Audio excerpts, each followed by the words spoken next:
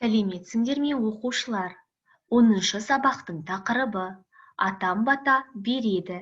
Сабақтың мақсаты мәтіндегі негізгі ақпаратты анықтау. Өткен сабақтағы сөздермен таныс болып қайталап шығайық. Ардагер, ветеран, соғыс ардагері, ветеран войны, еңбек ардагері, ветеран труда, бата береді, давать благословение. Жазылым тапсырмасы 8-ші тапсырма 21-ші бет. Берілген сөздерді жекеше түрде тәуелдеп жаз. Бізге берілген сөздер бата, тәрбие, қол.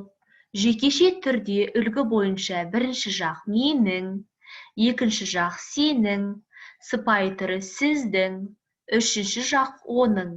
Берілген сөздерді бірінші, екінші, үшінші жаққа қойып, орналастырып, дұрыс жалғауын жазып, тәуелдеп жазыңдар. Жазылым тапсырмасына байланысты дескриптор кестесі. Берілген сөздерді жекеше түрде тәуелдеп жазады. Бата сөзін тәуелдеп жазады 1 балл. Тәрбие сөзін тәуелдеп жазады 1 балл. Қол сөзін тәуелдеп жазады 1 балл. Мәтінді оқу барысында орфографиялық нормаларды сақтайды.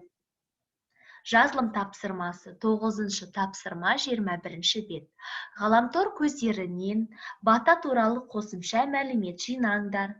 Бата сөздердің адамға пайдасы туралы ой қорытыңдар. Жазылым тапсырмасына байланысты дескриптор кестесі. Ғаламтор көздерінен бата туралы қосымша мәлімет жинайды 2 балл.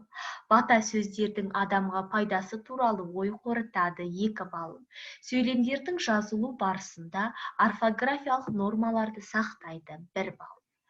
Осымен сабақ аяқталды. Сау болыңдар балалар.